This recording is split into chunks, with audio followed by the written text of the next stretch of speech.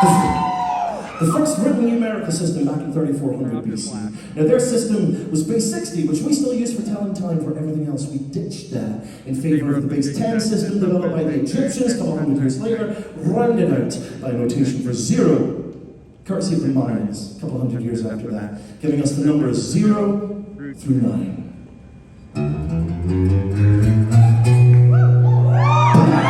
Never had a lesson. Self-taught entirely. Upon which is built our entire modern mathematical architecture. Now, before this, it's not like we didn't understand numbers any more than we didn't understand time before clocks were invented. We have understood natural numbers since before recorded history. It is perfectly simple, after all, to understand that if you have one chicken and your neighbor has 2 chickens, your neighbor's got more chickens than you. It's also easy to understand that 1 plus 2 equals 3. Because you can see your chicken, you can see your neighbor's 2 chickens, and then, whoop, as if by magic, now you have 3 bloodstained chickens and 1 dead neighbor. This is simple, observable mathematics. We don't need language to make sense of this. Before this, though, beyond this, though, things get abstract and theoretical really fucking fast, and I'm not even talking astrophysics here. Just getting into numbers larger than 60 or 100 poses serious problems in a world where you don't often have 60 or 100 of anything. And inevitably, adrift in the abyss of history is the first human being who faced the challenge of trying to explain the concept of 1 million to some poor friend who was understandably less interested in a number with no practical application than they were in society's state-of-the-art and advances in avoiding being eaten by fucking lions.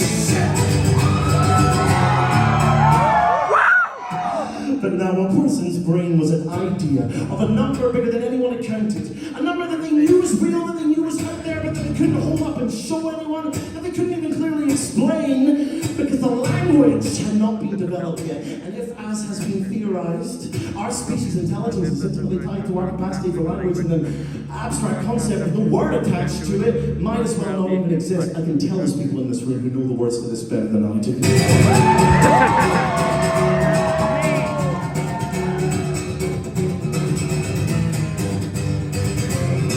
When I was born, I was given a teddy bear that I called Teddy, and sometimes he just threw it in, and I took Teddy with me everywhere. And when I was about 4 years old, me and my mom were getting ready to go out, and she said, "Where's Teddy?" And I said, "Teddy's upstairs." And she said, "Go and get him then, we're leaving." And I remember feeling jarred by this. It was an unfamiliar, visceral feeling, powerful enough for me still to be processing it 34 years later. I said, "Teddy's not him." And she said, "Okay, her then." No, that's still not right. Teddy's not a her either, I said. Struggling to find a word for what I knew Teddy was, a word that I knew must exist, because on a conceptual level, at least I could imagine it. And because my experience thus far had been to point at something and to ask what it is, and to be told, "Oh, that's a table, that's a chair, that's a deactivated exploder for a Mark 10 torpedo," I just assumed, naturally, in my 4 long years on this planet, that I get to come across the word for when something doesn't naturally fit into the girl box or the boy box, but what the fuck did I know?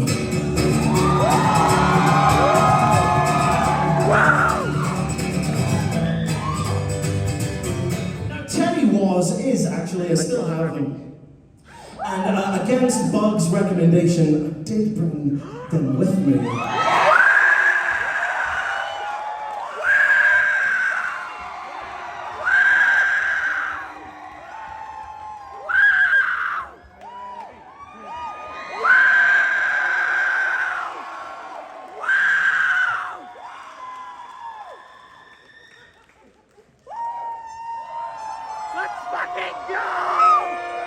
Say hi, Teddy. Not a bit, by the way. This is like the actual bear I was given when I was born.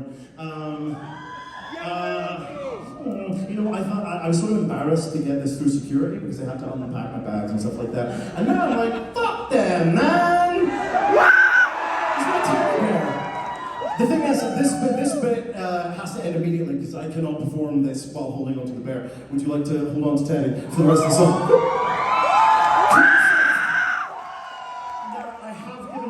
Shoot to kill orders if that bear leaves my side. Teddy's just clumps of fluff stuffed into a furry bag. There is no objective truth as to whether Teddy is a girl or a boy or something else, but that's not the point. The point is, this is my earliest memory. This, not skinning my knee or losing my mom in the supermarket. This is what has stuck with me since I was 4 years old. Before I had any concept of what it might mean socially and politically. Before I had any exposure to anyone beyond the gender binary in books or in real life or on TV. Gender and Teddy felt like I went against something tangible that apparently only I could see.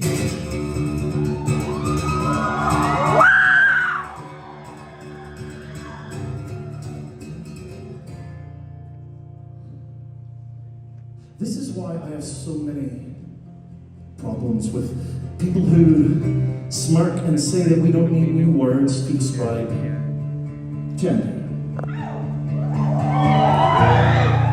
The reason that these people, I assume, belittle and undermine the words that trans and non-binary people use to describe themselves and the world around them is not because they think that these words are meaningless.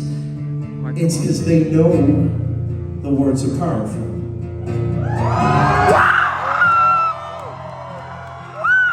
And their last hope of stalling progress is preventing people from having access to language that validates and vindicates their lived experience. Not to mention the frankly fucking ludicrous idea that it is somehow unnatural to be coming up with new words for things, as if that hasn't been the leading preoccupation of humanity for about 6,000 years, at least.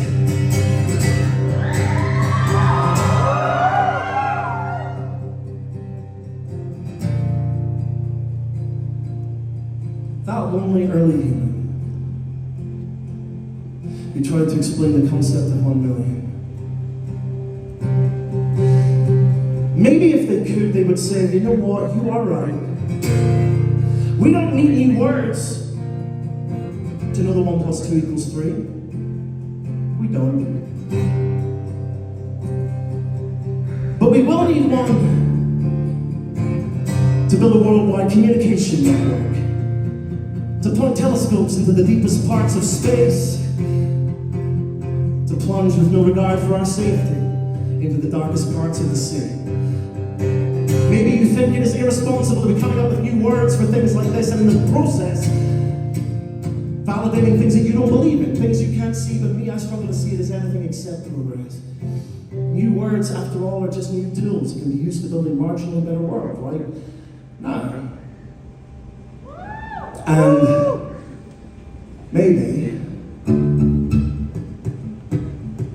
one day, many thousands of years in the future, these new tools that we drop and break and use clumsily will be used in ways that we cannot even conceive of today. To build miraculous, unimaginable structures. With our distant descendants standing atop them, being the people